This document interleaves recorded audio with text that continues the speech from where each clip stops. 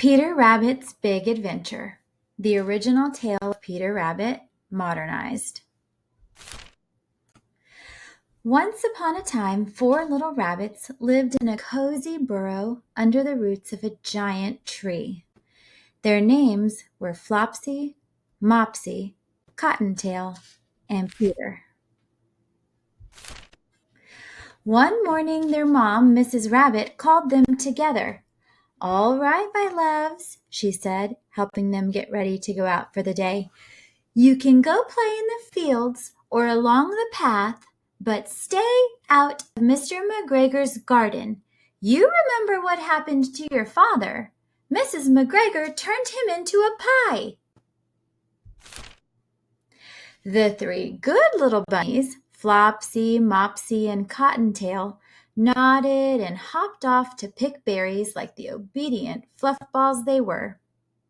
But Peter was a little troublemaker. As soon as his mom was out of sight, he dashed straight to Mr. McGregor's garden and squeezed under the gate. First, he munched on some lettuce, then some green beans, then radishes, and finally his favorite, carrots. Peter's day was going great until his stomach started to hurt. He figured some parsley might help settle it. That's when he rounded a corner and bam! Locked eyes with Mr. McGregor.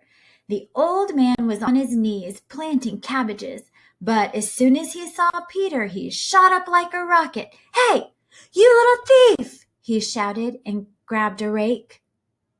Peter panicked.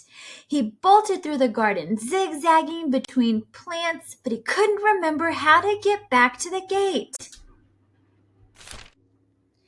In the chaos, he lost one shoe in the cabbage patch and the other near the potato plants. Now, barefoot, he ran even faster until he got tangled in a gooseberry net.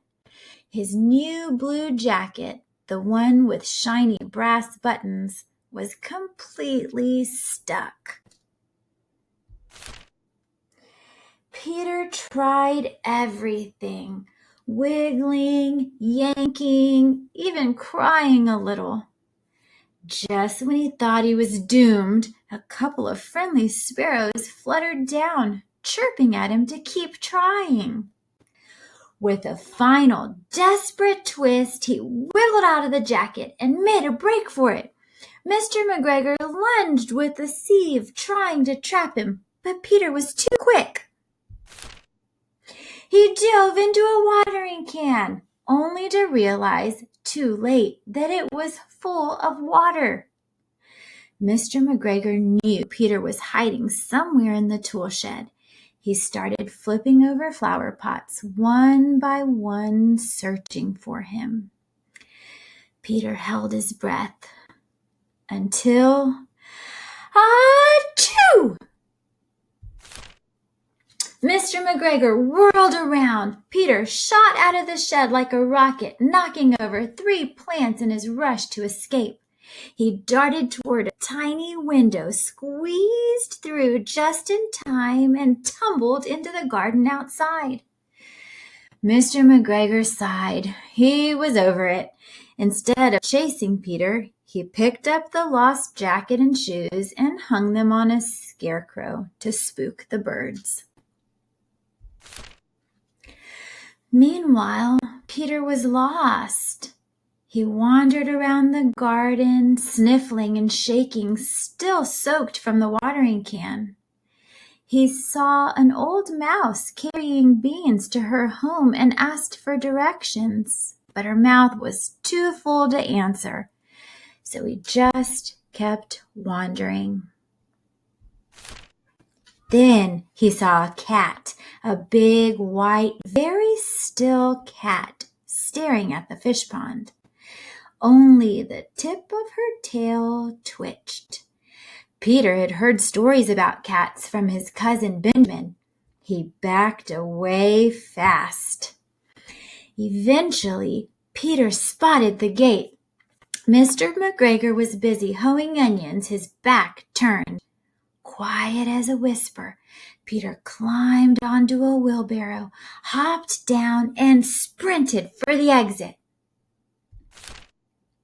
Mr. McGregor saw him at the last second, but Peter didn't care. He shot under the gate and kept running until he was deep in the woods.